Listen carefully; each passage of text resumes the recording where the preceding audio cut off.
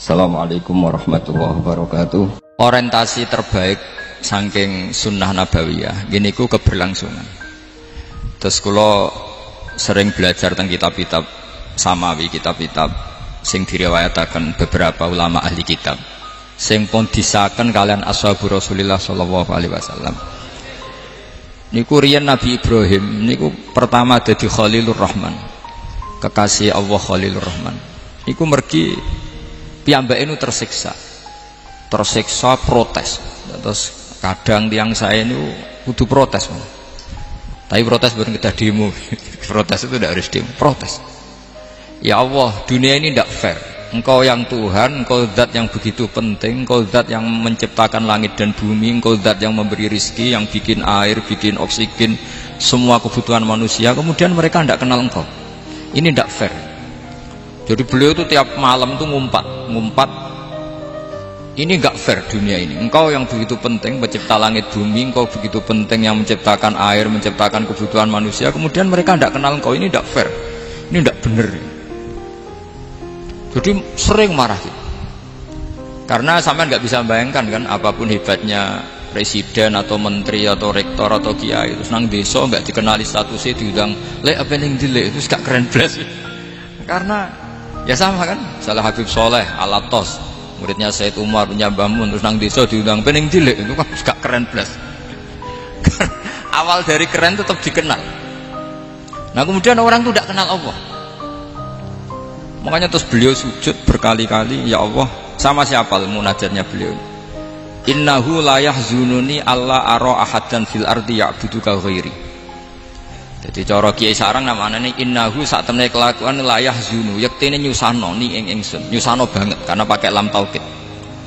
Innahu sak temene kelakuan la yahzun, yektene nyusano banget ni ing ingsun. Apa sing nyusano an? Apa sedene kelakuan la ara ora ningali ingsun fil ardi ing dalem bumi. Ahad dan ing wong suci ya budu kang nyembah sapa ahad ka ing panjenengan wiri saliyane ingsun. Ya Allah, sungguh saya sangat susah karena engkau zat yang begitu penting, kemudian yang tahu kalau engkau Tuhan itu hanya saya. Sampean ngendes gak misalnya ada orang melihat saya itu Umar Hafid kemudian tidak tahu kalau beliau orang alim, sampean sebagai muridnya ngendes gak? Ngendes kan? Ada orang memperlakukan Mbah Mun tidak tahu kalau beliau seorang alim alama, kita sebagai santrinya ngendes gak? Ngendes. Nah ini Allah yang Tuhan, kemudian orang tidak ada yang memperlakukan dia sebagai Tuhan, bahkan nyebut saja tidak mau. Itu ketersiksaannya Nabi Ibrahim. Kalau kita kan tersiksa mergo di duit, ora payu rabi, sing wis payu rabi ra iso wayo, ya gitu.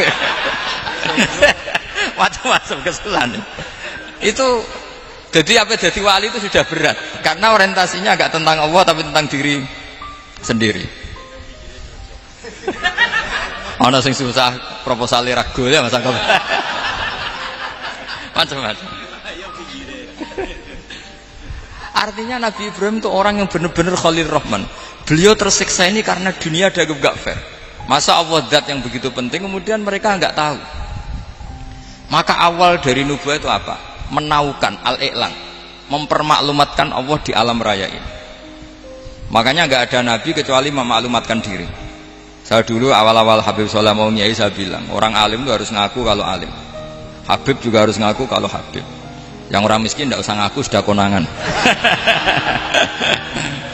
Wong elek ora usah ngaku, ketor elek. Karena agama ini pertama yang menolong itu memaklumatkan. Sehingga pertama Nabi jadi Nabi dari Gua Hira, pertama apa? Cara saiki nggih kira-kira memaklumatkan. Tapi reso dibahas ana jumpa pers. Tapi yang jelas pertama yang dilakukan Nabi setelah di Gua Hira apa? Memaklumatkan diri kalau beliau adalah Nabi. Sehingga dikumpulkan semua, terus beliau memaklumatkan diri kalau saya ini Nabi. Karena nggak ada artinya Allah kalau tidak dimaklumatkan. Makanya di Quran itu kalau menyebut Allah atau menyebut kebenaran selalu dimulai dengan kata fa'lam, harus dimengertikan. Kita ngerti kemudian mengertikan ke orang lain. Makanya saya sering dulu bilang ke Habib Soleh, nggak boleh orang soleh menyembunyikan diri. Karena nanti kalau orang-orang soleh menyembunyikan diri, sing zuhara ala wajhil ardi adalah sesuatu yang nggak benar. Coba misalnya gini, orang bisa terhibur lewat dangdutan, terhibur lewat maksiat. Sementara orang nggak bisa terhibur lewat tolak al-badru alaina, asyraqal kaunub dihaja dan sebagainya. Maka orang-orang soleh adalah orang yang bisa memaklumatkan Allah, memaklumatkan Rasulullah, memaklumatkan Quran, dan supaya itu diterima. Karena awal dari orang terima itu tahu dulu. Nah ini tahu saja ndak. Makanya Nabi Ibrahim susah, ya Allah, engkau zat yang begitu penting kemudian tidak diketahui. Ini apa-apaan, enggak fair. Akhirnya Nabi Ibrahim diangkat sebagai Khalil Rahman untuk menaukan atau untuk memaklumatkan Allah Subhanahu. Nah sebelum itu beliau dihibur, diterbangkan ke langit, ke alam malakut. Kamu susah ya, kenapa susah? Karena zat sementing engkau kemudian tidak ada yang menyembah. Terus dijak ke alam malakut, ditunjukkan sekian juta malaikat, sekian ribu malaikat, semuanya membaca tasbih takbir. Ibrahim senang. Oh ternyata yang seneng jenengan banyak. Loh coba kalau kita punya kiai kayak Mbah Mun, semakin yang seneng banyak kan semakin kita seneng. Kalau nggak ada yang tahu kan kita tersiksa. Makanya ini penting sekali ya. Jadi pertama agama ini seperti ini tuh barokahnya dingertikan, dimaklumatkan. Saya ini orang yang humul itu menutup diri betul, kecuali bab ngaji. Saya kalau ngaji terbuka. Sampai saya tidak tahu apa ada yang streaming apa direkam, saya tidak tahu. Pokoknya saya satu-satunya saya mau terbuka itu pas ngaji. Dan saya pede karena dulu ngaji saya benar. Saya tanya Mas Akom, sebetulnya kalau sampean mau mulang terbuka bagus. Potensinya dua, konangan alimnya atau konangan ya resiko terbuka kan itu kok. Konangan alimnya. Nah daripada potensi yang kedua terus nggak mau ngajar ya humul. Syaratnya wali ku humul. Oh, humul itu nggak menampakkan. Memangnya mau menampakkan apa kalau nggak bisa apa-apa kan? Jadi saya tidak tahu itu humul apa bagian dari pengamanan diri. Apa mas? Apa? Aim. Jaga iman. Jadi Nabi itu pertama yang dilakukan apa? Memaklumatkan kalau Allah itu Tuhan. Jadi ciri utama orang soleh itu kalau kebenaran tidak mendominasi bumi ini. Jadi ciri utama orang soleh itu seperti itu. Makanya kenapa saya milih manhaj. Tentu Habib Soleh tidak harus niru saya karena antar orang alim tidak boleh saling mengikuti. Tapi juga seterusnya nggak boleh saling ganggu. Saya itu ngaji di mana-mana itu guyon. Karena bapak saya suka guyon, Mbah Mun suka guyon. Alasannya bapak dulu sederhana. Orang sudah nyari hiburan dengan maksiat. Sehingga agama ini harus membawa keceriaan sosial, membawa keceriaan hati. Karena Allah ngendikan kul bi fadlillah wa bi rahmati fa bidzalika falyafrahu. Orang tuh harus senang dengan kebaikan. Orang happy dengan tolal badru alaina, happy dengan manaqibul akhyar, dengan fadhailul akhyar. Karena orang di sana sudah senangnya itu kalau ada maksiat. Nah sekarang agama dibawa orang-orang yang tidak menyenangkan juga. Ngaji teko wis merengut.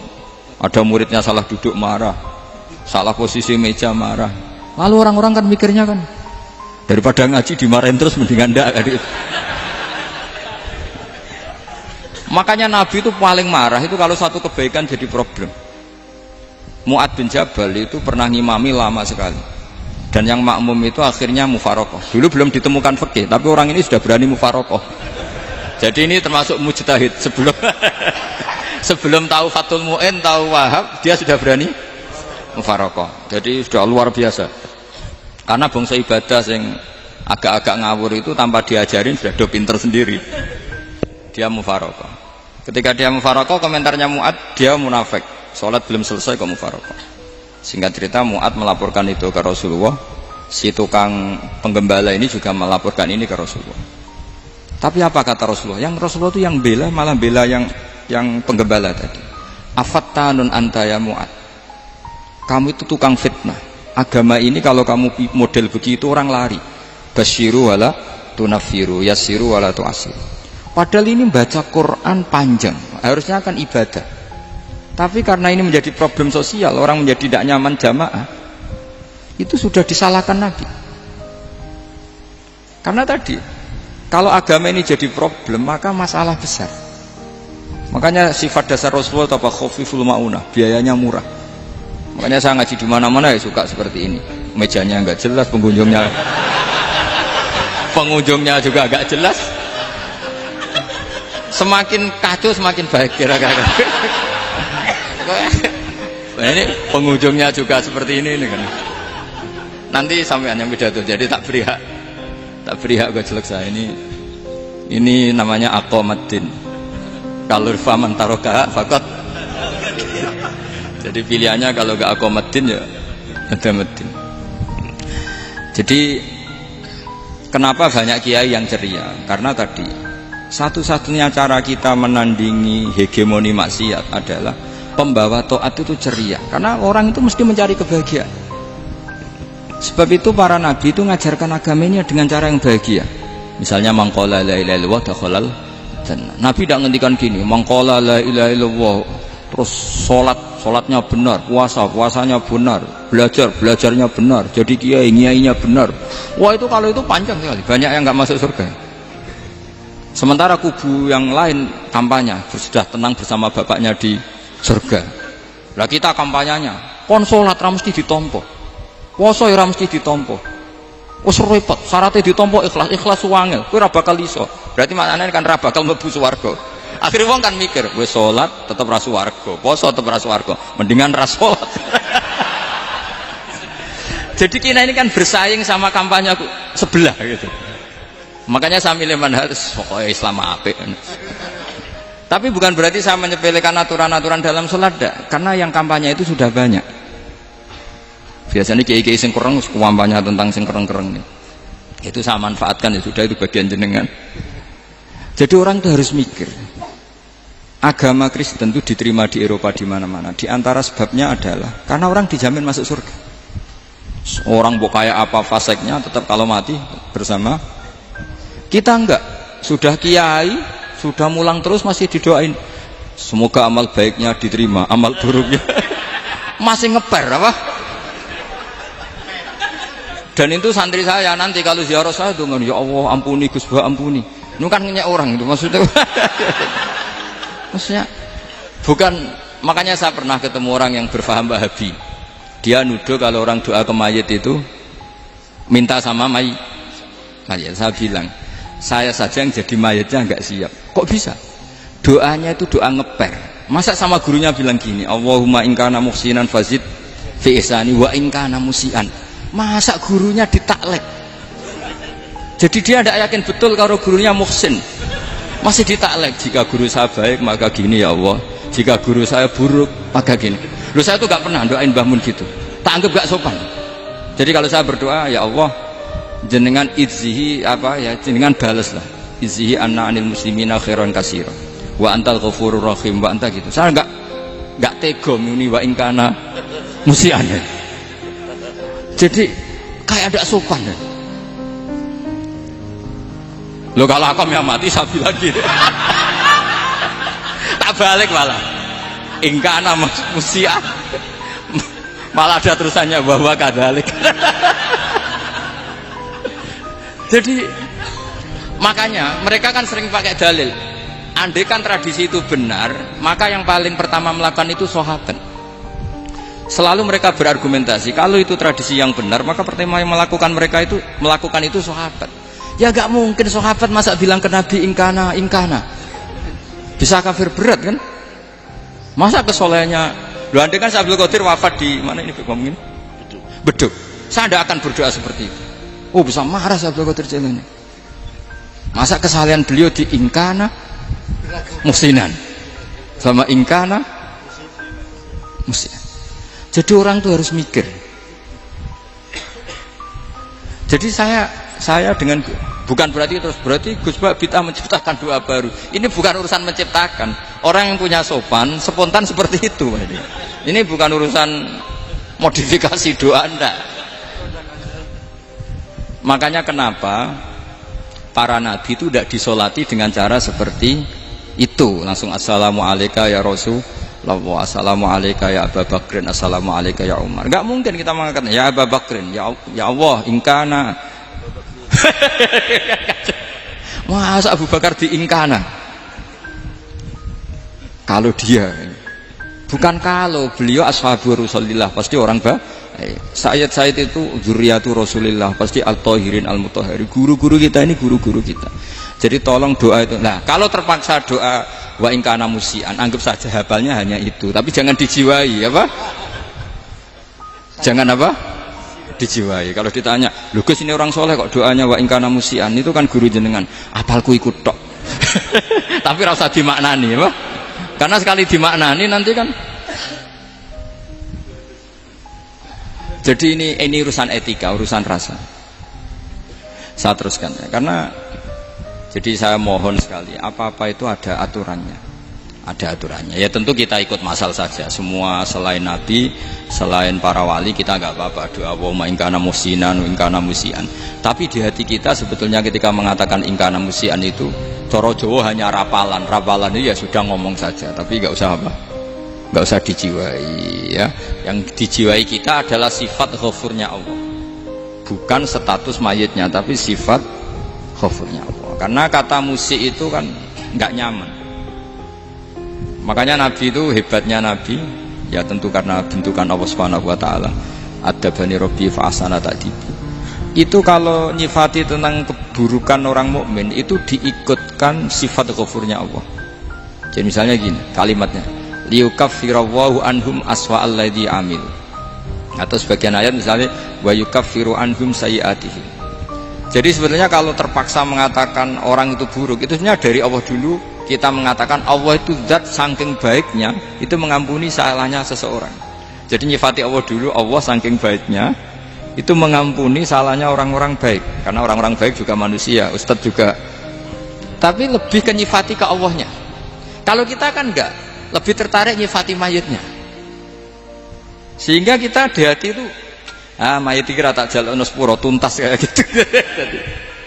Jadi kalau di Quran tidak seperti itu. Jadi kita lebih mensifati Allah itu Ghafur, Afuwun Karim. Makanya seperti doa-doa kita kalau Ramadan gini, Allahumma innaka afuwun karim tuhibbul afwa, baru bakas fa'fu anna. Jadi ada aturannya. Meskipun ilmu ini agak jelimet, tapi bagi ahlinya ini ma'ruf. Kalau sampean nggak paham berarti nggak ahlinya. Jadi ilmu ini agak jelimet, tapi ma'ruf. Nah, sehingga Rasulullah kalau kita meyakini syafaatul Rasulullah SAW itu cara berpikir harus kita balik. Misalnya begini, wong Islam nakale ngono, penggaweane maksiat kok disyafaati Kanjeng Nabi kurang penggawean. Caranya berpikir jangan gitu. Kalau gitu kowe mari mangkel, wong nakale ngono kok untuk syafaati Kanjeng. Tapi cara berpikir gini, syafaatul Rasulullah itu wasi'ah, luas sekali. Syafaatul Rasulullah ghairu munhasirah, tidak terbatas. Syafaatul Rasulillah itu lebih sakti ketimbang dosanya umatnya.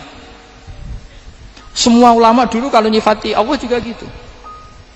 Allahumma misalnya maghfiratuka awsa'u min dzunubina.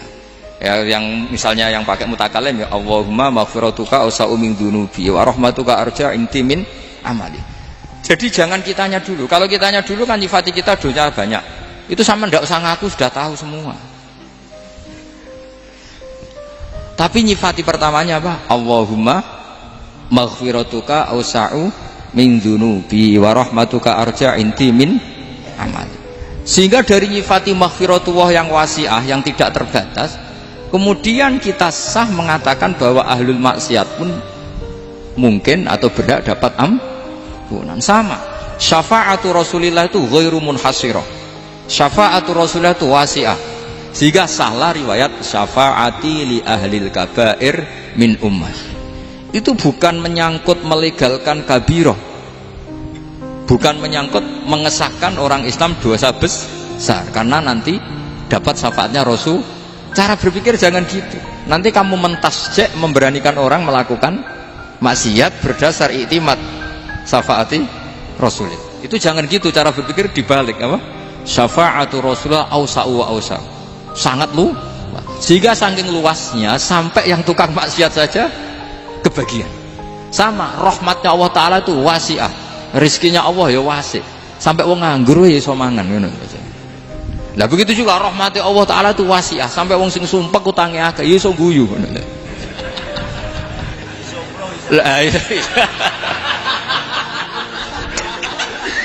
Tapi kalau dibalik, misalnya saya diprotes kiai, saya pernah juga diprotes, Gus umat kok mbok latih guyu, padahal mereka maksiate akeh, hutangnya akeh, gini-gini. Karena kamu menyifati orangnya. Kalau menyifati orang ini sampean guyu haram. Hutang jatuh tempo, sampean gak mikir dosa ndak? Dosa. Jadi kiai muridnya goblok kok kiai ini kurang tahajud, ya dosa. Dadi kiai kok muridnya goblok tenang wae. Sementing untuk sowanan iku amatir ya kene. Mestinya cara berpikir dibalik. Rahmatullah wasi'ah, rizquhu ya wasi', fadluhu wasi'. Sampai wong sumpek wae iso guyu. Jika kita ini sudah objek. Loh, kita ini tidak subjek di alam raya ini, kita tidak subjek tapi apa? Objek. Makanya saya berkali-kali mengatakan, mbok kayak apa sumpeknya kita, tetap wong iso guyu. Karena apa? Allah mensifati dirinya wa annahu wa adhaka wa abka. Allah itu adhaka, zat yang memberi orang iso guyu. Wa abka lan zat sing maringi wong iso nangis. Karena sifatnya Allah Ta'ala pasti nafidzah, sifatnya Allah Ta'ala pasti terjadi. Dan kita objek. Makanya wong sumpek utange akeh, bojo ora percaya, tangga ora percaya, oh nak guyu banter-banter. Karena Allah ku adhaka, zat sing maringi guyu. Wa abka, sudah presiden, sudah gubernur, sudah menteri, nak Allah kepengin nangis no yo nangis. Coba ngeluhnya apa kalau misalnya jenengan seorang mantan presiden atau mantan gubernur, kadang anaknya calonan RT mbok menang bondak ya. Ngeluhnya apa orang alim, misalnya alim alama, anaknya mau jadi jurumi hara iso, susah. Kaya raya anaknya jadi pasien, susah. Allah punya cara untuk abegah, untuk bikin orang nangis. Nah karena kita ini objek, pasti sesumpek apapun orang yang bisa tertawa, ya bisa nangis. Makanya banyak ulama yang nggak terlalu serius mikir agama ini, bukan karena dablek, enggak, karena Allah mensifati dirinya Al-Hadi, yang memberi petunjuk. Kita gak ditunggoni Kanjeng Nabi, gak ditunggoni Wali Songo, gak ditunggoni para alawin yang dulu, gak ditunggoni Habib-Habib yang kayak Said Abdul Al-Haddad. Tapi karena Allah itu Al-Hadi, yang memberi petunjuk, dan sifatnya Allah Ta'ala la budda wa ayat takuna nafidah. Sifatnya Allah pasti nafidah. Amerika kayak apa liberalnya, sekarang trennya juga banyak yang masuk Islam. Kampung-kampung pedalaman gak ada kiainya, cukup mudin. Kadang yang membawa agama itu orang yang ke situ mau nyari kayu. Orang di pedalaman Kalimantan, Sulawesi itu pertama itu nyari kayu, tapi bawaan hidayat, lama-lama bikin masjid. Saya pernah di Korea, ke sana orang nyari uang, niatnya juga nyari uang, tapi akhirnya tersiksa kalau enggak bikin masjid. Karena apa? Karena Allah itu Al-Hadi, zat yang memberi petunjuk. Maka kamu tidak usah khawatir, agama ini pasti jalan ila yaumil qiyamah. Karena Allah Al-Hadi. Sama. Mbok kamu umat mbok weden-wedeni kowe ku amalan ora mesti ditampa. Nek ora ditampa mlebu neraka. Ngono mulai ngaji ya tenang ae. Tenang, santai. Bahkan kadang bilang gini, Pak Yai tadi gak bener. Masa ngecap orang mlebu neraka? Kita yang masyarakatnya gak tahu pintunya. Pak kayaknya tahu pintunya. Karena orang itu punya cara. Lho ya betul. Orang Bedui itu kalau ngaji sama Nabi itu lebih unik timbang yang soleh, timbang yang pinter. Sehingga banyak ilmu itu ditemukan dari orang Bedui. Karena cara berpikir itu aneh. Kalau orang soleh, orang waras kan berpikirnya ada aneh, standar. Jadi orang Bedui itu aneh. Pernah suatu saat Rasulullah itu khutbah cerita kiamat. Wah, dahsyatnya kiamat kayak apa? Semua orang diam nangis semua. Orang Bedui enggak, lebih cerdas. Ini Nabi itu aneh. Cerita kiamat kok udah ada tanggalnya, ini gimana? Orang nangis semua karena dahsyatnya kiamat kayak gitu. Bumi dihancurkan, wus. Pantas sudah nangis dewi-dewi. Ya ono sing nangis pabrik banyune macam-macam ya. Ini kalau kiamat gimana ini perjalanan air kemasan saya kan orang mikir mikir dewi-dewi gitu. Tapi ini enggak. Orang Bedui cara berpikir tuh enggak. Malah ya Rasulullah, mata sa'ah. Engkau itu cerita kiamat tapi enggak jelas tanggalnya. Kalau cerita kiamat ya harus jelas dong kapannya. Jadi unik. Jadi cara berpikir sahabat kaget semua loh. Kaget. Karena gak kepikiran. Nabi a'radu anhu, a'radu itu mengabaikan. Banyak sahabat yang menganalisis lam yasma'an. Nabi memang gak dengar sehingga mengabaikan. Ada yang analisis lagi sami'a wa kariya. Sebenarnya Nabi dengar cuma gak berkenan karena tengah-tengahnya khutbah kok tanya. Tapi si Arabi ini cerdas. Masuk akal kan? Misalnya mau pilihan presiden, orang mesti tanya kapan kan? Ya kan? Mau ganti presiden atau ganti bupati, takarannya orang kan kapan? Kayak Mas Akom jadi wali ndak? Pertanyaannya kan kapan? Kalau jatuhnya kan sudah ya. Sehingga tanya, mata sa'ah ya Rasulullah. Lama-lama Nabi diangen-angen ngono. Bener juga orang ini. Saya cerita kiamat kok nggak jelas kapannya. Ini Nabi menjawab. Tapi karena Nabi orang-orang yang sangat pinter, tanya balik. Ma'aqattalah. Lalu kalau kamu berani tanya kiamat kapan, saya tanya balik. Ya persiapan kamu apa? Jawabnya santai saja. Fa wallah ma'aqattalah kabira sholatin wala siyamin walakinni uhibbuka ya Rasulullah. Saya nggak menyediakan apa-apa, sholat saya biasa aja, maksudnya standar, ya kira-kira 5 waktu pas, ya jenis saya lah kira-kira gitu. Wala kabira siyamin, dan saya puasa ya standar saja pas. Walakinni uhibbuka ya Rasulullah, tetapi saya mencintai engkau ya Rasulullah. Jawabannya Nabi apa? Almar'u ma'aman ahabba, sebagian riwayat anta ma'aman ahbabta. Jadi hadis itu populer tuh barokahnya wong desa. Andai kan dia punya etika, maka sowan dulu tanya 4 mata. Itu jadi hadis ahadi. Tapi barokahnya dia selonong di depan umum. Zaman Nabi khutbah itu jadi hadis mutawatir. Jadi kadang barang baik itu barokahnya orang yang nggak baik. Maksudnya su'ul adab. Tanya gitu kan su'ul. Tapi itu barokah. Akhirnya hadis itu mutawatir karena didengar ribuan sahabat yang mendengarkan khutbahnya Rasulullah. Tapi kalau hadis itu satu-satu kan khossoni bidzalika Rasulullah, khossoni bidzalika Rasul, itu nanti jadi hadis ahadi yang kualitasnya jauh di bawah hadis mutawatir. Jadi barokahnya orang su'ul adab itu ya ada. Karena Allah yang mendesain ini. Akhirnya kata sahabat, kata Anas bin Malik, mereka itu mangkelnya bukan main sama Arabi tadi, karena tanya nggak sopan sama Rasulullah. Tapi setelah Nabi jawab almar'u ma'aman ahabba fama farihu bisyai'in farahahum bidzalika badal. Mereka tidak pernah senang dengan hadisnya Nabi sesenang riwayat almar'u ma'aman ahabba. Barokahnya Arabi, Bedui. Makanya saya sebagai kiai ini Bedui saya tak pertahankan ila yaumil qiyamah.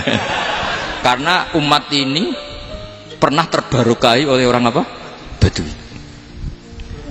Barokai su'ul adab tadi.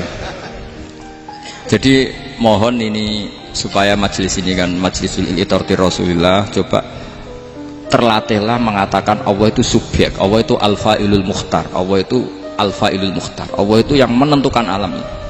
Dan Allah mensifati dirinya wa annahu huwa adhaka wa abka. Allah itu zat yang memberi orang itu bisa tertawa, dan Allah juga yang memberikan orang itu bisa menangis. Mbok kayak apa kamu neror umat, wah amal gak mesti diterima gini-gini. Ternyata ning majelis nangis ya, mulai guyu. Kadang guyu-guyune ngenyak tenane. Daripada apa ya agak-agak merodok orang yang dohirnya beda dengan batinnya, nggak perlu distatuskan seperti itu. Ya sudah biasa. Jadi, nah, fi muqaddimihim, imam besar dalam manhaj ini namanya Abul Hasan apa? Asyadzili. Abul Hasan Asyadzili itu kalau ada orang tanya gini, Beb saya ini susah, sholat saya tidak mesti diterima Allah gini-gini, marah. Nggak usah. Kafa bika jazaan an radiyaka laka ahlan. Sudah kamu ditakdir pernah sujud itu sudah keren. Saya itu andaikan dapat kabar dari malaikat bahwa sholat kamu tidak diterima, saya tidak susah. Bukan karena sombong. Pernah ditakdir sholat sujud ning Allah itu keren. Kayak apa malunya kita ketemu Allah kemudian kita di bumi tidak pernah sujud. Makanya itu Abul Hasan Asyadzili kowe ora usah mikir sholat ditampa taro ora usah mbok mikir. Kowe ditakdir tau sujud itu hebat. Kafa bika jazaan an radiyaka laka ahla. Cukup kamu mendapat balasan dari Allah, kamu pernah ditakdir sujud.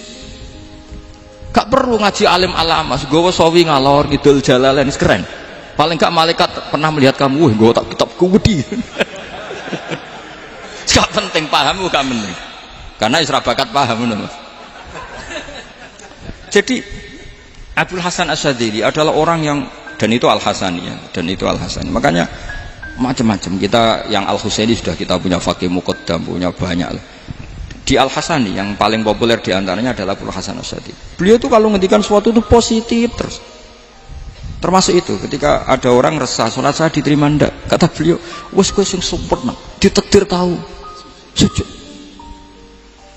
Saya itu sebetulnya kadang-kadang nyumiris, wes sholatku tompo ta ora, tapi saya sangat sadili, sangat sadil. Saya nggak pernah berdoa ya Allah ibadah kami jenengan terima ndak, karena takut kalau doa gitu keterusan itu terus ditompo ora ya, akhirnya keterusan gitu, akhirnya ngenes. Masa orang pernah sujud ngenes, lama-lama gini setan masuk Apa artinya saya sujud ternyata gak diterima? Lho wong kawula kok iskal tentang pernah sujud. Itu kan ibarat gini, kamu ngasih uang sama orang tua kamu, misalnya Habib Soleh ngasih uang Habib Ali, terus apa artinya tak kasih, kemudian beliau tidak terima kasih, itu kan lucu. Terima kasih tidak terima kasih, seorang anak ngasih orang tua itu keren.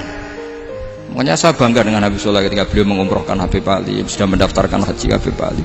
Gak usah mikir diterima apa enggak, wes keren, itu sudah perilaku yang keren, yang hebat. Makanya saya sering ada orang mau cerai tanya saya, Gus saya ini cerai gak, istri saya kurang ajar gini.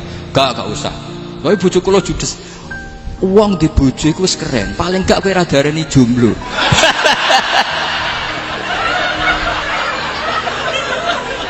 Oh, diarani duda ora enak. Wis luwih sabar ndi diarani duda mek diarani bojo judes. Enak bojo judes cek gagah. Di bojo lah. Oh, provokator itu. Jadi kafabi jazaan an radhiya kalaka alam, sudah ditedir pernah sujud itu sudah keren. Dulu ulama ala hadan nampak. Ulama dulu cara berpikir seperti itu. Makanya ulama dulu kalau nafsiri wasjud waqtarib sudah pernah sujud. Di Quran enggak pernah ada ayat wasjud lan sujudo sira ingkana kada wa kada ing kunta mutayakinan biqabuli sujudi. Kan ada sujud ya sujud saja, tidak usah mikir makbul apa tidak makbul. Sudah kalau sujud pasti waqtarib. Terus saya sebenarnya ya sebagai orang ya kadang wedi, salatku ditompo ta ora. Tapi kalau keterusan nanti ada was-was yang mengatakan opo artine sholat. Lu tuh kan ngeri seorang hamba sing uripe ning bumine Allah kemudian menyoal pernah sholat hanya karena takut gak diterima. Itu kan geblek banget. Biasa jenis kiai yang di partai itu. Saya enggak tahu kalau keneng dikom. Sedumat masa kamu gak ada keren iblis. Jadi nanti kalau misalnya ada manhajnya Habib Soleh yang tidak seperti itu tidak apa-apa, mungkin supaya orang nggak takabur, nggak fakhr, sehingga makanya mulai dulu lama itu ya partainya kalau nggak rojak ya khauf. Nah saya ini yang jelas terang-terangan ikut partai rojak saja, apa? Partai rojak, karena banyak yang sudah di partai khauf, tapi saya rojak yang bil ilmi tadi. Makanya Sayyidina Umar radhiyallahu anhu itu yang namanya sama sujud, saya itu punya kitab Habib Soleh pernah tak tunjukin tulisan tangan saya, muji-muji sujud. Sayyidina Umar ketika ditusuk seorang gila itu Majusi, Abu Lu'lu' terkenalnya itu Hulamul Mughirah terkenalnya, ditusuk, dia sahabat, beliau sahabat wali. Jadi nusuk Umar tuh kayak apa? Nusuk Mas Hakom aja dosa besar, apalagi nusuk Umar. Itu ketika ditusuk, dia itu ya punya dendam, namanya manusia itu punya dendam. Artinya namanya orang kan mangkel sama yang nusuk. Kalau orang mangkel itu inginnya kan yang nusuk itu masuk neraka. Tapi apa kata Umar? Ngendikan gini, tanya pertama, yang nusuk saya siapa? Orang Majusi. Orang Majusi, Hulamul Mughirah. Alhamdulillah alladzi lam yaj'al maniyati biyadi rajulin lam yasjud laka sajdatan yuhaju biha indaka yaumal qiyamah. Saya itu senang Gusti, yang nusuk saya orang yang nggak pernah sujud sama jenengan. Jika kalau saya dendam supaya dia masuk neraka, saya nggak takut orang itu nuntut sama saya. Tapi kalau dia pernah sujud, pernah sholat, kemudian dia masuk neraka karena nusuk saya, kemudian dia berargumentasi, saya pernah sujud ya Allah, kenapa engkau masukkan neraka? Saya tidak berani jawab ya Allah, saking hormatnya sama yang namanya sujud. Jadi kamu aneh dendamnya kesampaian, cara Jawa ya, dendam dengan tanda kutip ya, tidak makna semestinya. Jadi mangkel mbek sing nusuk, nak mlebu neraka pantes, wong ora tau sujud wae Gusti gitu. Tapi kalau pernah sujud, kemudian dia masuk neraka karena saya, bisa yuhajuni biha yaumal qiyamah. Jadi kayak apa sujud? Saya apa? Nabi itu kalau muji sujud sampai ngintikan wa hatta takuna sajdatul wahidatu khairan minad dunya wa ma fiha. Nanti kalau kamu di akhirat ketemu Allah, kenangan terbaik kita apa? Di dunia pernah sujud. Keren kan? Cara ning pondok wis tau bayar seharian lho. Cara sowan kiai tau ngamplopi Mas. Wis go jajan. Nah tapi kadang syaitan itu masuk tadi. Apa artinya sujud gak mesti ditompo, apa artinya sowan Habib ngaturi ra mesti ditompo, ngaturi kiai. Akhirnya ada ketakutan. Nah kalau ketakutan ini berlebihan lama-lama, ma faidatus sujud. Wah itu sudah buruk sekali wong hamba kok tanya ma faidatus sujud. Nah ini di pentingnya mazhab-mazhab Syadzili. Jadi saya ngaji agak-agak uraan wa amdan. Kalau ini watak sudah bukan. Jadi uraan itu ada dua, ada yang amdan bismil ilmunya banyak terus milih manhaj. Insya Allah saya partai itu. Ada yang uraan bakat mas. Ada ya? Ada apa banyak? Nah sebetulnya khauf juga gitu Bim. Ada khauf itu karena ilm. Ada Habib alim alama atau kiai alim alama, dia tahu masyarakat kalau ngikuti Gus Bak nanti jadi fakhr, kurang tawaduk, terus dia milih partai khauf. Lah yang buruk itu ada kiai yang milih khauf pancen dari awalnya sati cilik ya. Jenisnya wis sati. Jadi sebenarnya dia tidak cukup ilmunya nerangkan khauf, cuma jenisnya wis sati cilik. Wong ning omah lawang dikunci ana gludak-gludak, ana hantu putih. Jadi ya sama, yang bawa rojak bisa bawaan dablek, yang bawa khauf bisa saja bawaan ati cilik. Nah kita ingin yang bawa rojak ya bismil ilm, yang bawa khauf juga bismil ilm. Ya ono teh Mas, wong sing ati gede, menggaweane dua blek, tapi enggak bawaan rojak, memang bawaan dablek. Ada yang ati cilik tapi bawaan khauf. Jadi mengatakan khauf tapi sebetulnya bawaan ati cilik. Nah kita ingin nyanda kalau rojak ya bismillah dalam kayak Abdul Hasan Asyadzili, kalau yang kampanye khauf kayak Sayyid Abdul Haddad bawaan apa? Ilm. Sehingga kita ini Kul inni ala bayyinatin mir rabbi, semua itu berdasar ilmu sing jelas welo-welo. Makanya semua nabi memaklumatkan apa? Kul inni ala bayyinatin mir rabbi. Jadi semua ilmu syaratnya apa? Bayyinah. Bayyinah itu kebenaran ilmiah sing jelas welo-welo. Makanya itu yang disebut Allah Subhanahu wa taala mensifati kekasihnya yaitu Nabi Muhammad sallallahu alaihi wasallam, lam yakunil ladzina kafaru min ahlil kitabi wal musyrikina munfakkina hatta ta'tiyahumul bayyinah rasulun minallah yatslu suhufan mutahharah. Niku Kanjeng Nabi saking cerdase meneh tek wong Islam, wong musyrik, wong kafir ngerti logika yang dibangun Nabi saja kuat infikak dari kemusyrikannya. Makanya disebut munfakin.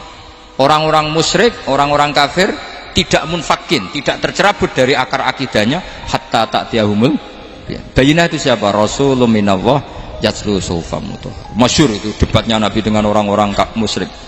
Mereka bilang, ya Muhammad, kita ini urusannya banyak, kasusnya banyak, lalu anda mengajarkan ke Tuhan satu. Masa urusan banyak cukup Tuhan satu? Itu gak fair Muhammad. Aja'alal alihata ilaha wahida inna hadha la syai'un ujab. Urusan kita banyak, masyakil kita banyak, muskilah kita banyak, kalau Tuhannya satu gak cukup Muhammad. Nabi dengan santainya memberi penjelasan, ya sudah gini saja, kalau kamu jadi budak atau pembantu, majikan kamu banyak, semuanya merintahkan kamu, semuanya bikin aturan untuk kamu suka enggak? Ya gak suka Muhammad, kalau majikan kita banyak repot. Ya sudah, Tuhan kamu itu majikan kamu, kalau banyak perintahnya beda-beda kamu pusing. Ya udah Mat, Tuhannya satu aja Mat. Karena Nabi bayyinah, orang itu bisa dibalik-balik pikirannya. Dan makanya disebut darabahu masalah rajulan fihi syuraka'u mutasyakisuna wa rajulan salamal lirajul hal yastawiyani masalah alhamdulillah. Jadi Nabi itu kalau adu argumentasi itu luar biasa. Jadi segampang itu Nabi memberi apa? Argumentasi. Karena beliau adalah al-hujjatul balighah. Jadi Nabi itu gak pernah kalah. Pernah Nabi debat sama orang Yahudi, Muhammad, saya ini turunan Ibrahim, kita ini Israel ya, kita tahu Israel adalah turunan Nabi. Israel nama lain dari Yakub, Yakub bin Ishak bin Ibrahim. Padahal Yakub ini punya anak namanya Yahuda, makanya Yahuda bin Yakub bin Ishak bin. Kita ini yang mirip Ibrahim, bukan kamu. Tapi orang Yahudi itu nggak apal nasabnya, sehingga mereka bilang kita ini saking baiknya Ibrahim saja pengikut kita. Terus digojlok oleh Nabi, Ibrahim itu buyute Yahuda, makanya digojlok. Ha antum haula'i hajatum fi ma lakum bi ilm falimatu hajuna fi ma laysa lakum bi ilm. Kita adu debat itu sudah ilmiah, kenapa kamu menjadi tidak ilmiah? Kenapa Muhammad? Allah menurunkan wa ma unzilatit taurat wal injilu illa min ba'di afala ta'qilun. Artinya gini, kalau Ibrahim dikatakan Ibrahim Yahudiyah, itu sama dengan saya berkali-kali podo karo sampean misalnya ngendikan Mbah Zubair itu pengagumnya Gus Roji misalnya. Padahal Gus Roji bin Ubab bin Maimun bin Zubair, misalnya Gus Roji bin Kiai Haji Ubab bin Kiai Haji Maimun bin Kiai Haji Zubair. Nah Ibrahim itu kan Yahuda bin Yakub bin Ishak bin Ibrahim. Terus mereka bilang Ibrahim itu pengikut Yahudi. Itu kan kebalik. Kayak Habib Hasan itu pengagum Habib Soleh. Kan Habib Hasan rohnya ini gimana, ini sih mbahnya kok dianggap. Nah sehingga orang Yahudi ketika Nabi berdebat, beda dengan Nabi Muhammad SAW. Ketika ditanya, kenapa kamu yakin agama tauhid? Millata abi. Karena ini agama nenek moyang saya. Millata abikum apa? Ibrahim. Jadi jelas. Akhirnya orang Yahudi ngerti. Ya kan sama dengan mengatakan tadi Pak Karno itu pengagum Puan Maharani. Kan aneh nggak kalimat itu? Mbah Hasyim Asy'ari itu pengagum Gus Dur. Gak lucu. Itu debat. Jadi Nabi itu orang yang bayinah itu kalau menerangkan kebenaran itu bahkan orang kafir pun bisa infikak, bisa munfakin, tercerabut dari akar kekafiran. Nabi itu mudah sekali merubah logika. Makanya di Quran sering ada kata aro'aitum, karena memang tadi. Nah saya mohon apapun pilihan anda rojak kayak Abdul Hasan Asy'adili tadi. Ketika orang resah sujudnya diterima apa enggak, sholatnya diterima apa enggak, beliau bisa berargumentasi betapa pentingnya sujud. Wes aja kowe iku kawula, tahu sujud iku keren. Saman bayangkan betapa malunya kita kalau kita ketemu Allah kemudian di dunia enggak pernah. Lho paribasane kula mlebu swarga lah iku isin. Mlebu swarga tapi ning donya ora tahu isin. Sama seperti kowe di guru sak urip-uripmu ora tahu salam templek isin. Kira-kira seperti meskipun salam template ora penting ya ora penting tuh misalnya soalnya salam template 50.000 duwe wis akeh ngono nah mas aku penting butuh rokok itu bukan nilainya kok betapa malunya kita. Saya dulu mau sarang andai kan tidak pernah khidmah sama malu tenan sebagai apa santri. Makanya Sayyidina Umar ketika beliau dibunuh orang itu pertanyaan pertama dia pernah sujud enggak pernah. Andai kan dia pernah sujud maka saya tidak berani masukkan dia masuk neraka. Takutnya dia protes sama Allah, ya Allah saya pernah sujud kenapa harus di neraka. Atau Umar ditanya Allah gini, Umar kowe ridho wong sing tau nyembah aku kemudian dia di neraka, kayak apa ya? Jadi makanya Umar ketika wafat ketika alhamdulillah alladzi lam yaj'al maniyati biyadi rajulin lam yasjud laka sajid. Ya jadi saya mohon sekali jadi majelis ini sebuah majelis mubarak, caranya tauhidnya dibenarin ya, tauhidnya dibenarin. Jadi Allah itu adhaka wa abka, Allah itu al-hadi, Allah itu ar-razzaq. Sehingga menteri ekonomi mbok salah rumusillah wong tetep mangan. Mergo Allah itu ar-razzaq. Mbok negara dikelola keliru lah wong tetep mangan, wong Allah itu ar-razzaq. Kiai rada akeh sing di masalah. Tapi ya tetep agama ini jaga. Lho andai kan syaratnya agama ini kiai ini bener. Wah ya repot. Kowe iso bayangno Mas Akom bener terus. Tapi agama ini berkali-kali coba di TV itu banyak nyun sewu, ada ustadz, ada kasus apa, ada kiai, kadang ada masalah hukum. Agama ini jatuh enggak masalah. Padahal di TV itu sudah dinasionalkan kan, ada kiai terlibat kasus hukum atau ustadz tertangkap karena melakukan apa itu. Tapi enggak ngefek karena agama ini bihifdzillah wa biriayatillah. Sama. Negara mana-mana kadang manajemen ekonominya enggak jelas, tapi masyarakat ya makan karena Allah Razzaq. Sama aku kancanan Mas Akom mengeluh, tapi Allah adhaka, akhirnya iso guyu. Padahal ora untungnya blas kancanan dede. Tapi karena Allah itu adhaka. Nah kita dengan istri yang kita cintai, dengan keluarga kadang yo nangis. Karena Allah itu zat yang bisa memberi abka. Wa annahu wa adhaka wa abka. Terus wa annahu wa amata wa ahya. Kita tidak ingin mati, ya mati saja karena kita objek. Nah, hidayah itu seperti itu. Allah al-hadi. Apa? Allah itu kayak apa Korea, negara ateis. Enggak kebayang di sana ada ngaji Aqidatul Awam Mabadi fikih. Sekarang banyak. Saya tuh kalau beli Aqidatul Awam perdusan, tak kirimkan ke Korea. Sebelum saya ke Korea, karena sebagian santri saya di Jogja. Di sana ada ngaji Aqidatul Awam, ngaji takrib. Bahkan saya di sana dilakokno sakduna fid dunya. Kayak apa Allah kalau ingin bikin hidayah? Karena Allah itu al-hadi. Wong Indonesia digerakno seneng duit. Bareng seneng duit mau apa? Korea. Setelah di Korea tersiksa karena gak ada tempat wujud, akhirnya urunan. Segampang itu kalau Allah menghendaki. Itu enggak dibenem MUI, enggak dibenem, karena Allah Al-Hadi. Jadi saya mohon sekali tauhid ini dibenerin dulu. Allah tetap Al-Fa'ilul Mukhtar, apa? Al-Fa'ilul Mukhtar, sehingga Allah mensifati dirinya Adhakawa. Mbok kamu bendung kayak apa, orang ngaji saya tetap guyu. Sekarang iso mbuli saya, oh Gus Bab ngaji tidak guyu. Allah yang memberikan guyu kamu itu. Andai kan sesuai status kamu, kowe ora ngarep guyu. Utang akeh, jatuh tempo, bojo ora percaya. Gede-gede kayak paham. Ya, jadi ini tak izzatkan jenengan. Saya ini tadi bawa kitab Fathur Rahman di Tholibi ayat juga, mau tak kasihkan hadiah ke saya itu Marhafid sebagai penyempurna karena beliau sudah Al-Husaini. Semoga ini dapat barokahnya Al-Hasani. Ini dikarang oleh zurianya Abdus Salam bin Masis.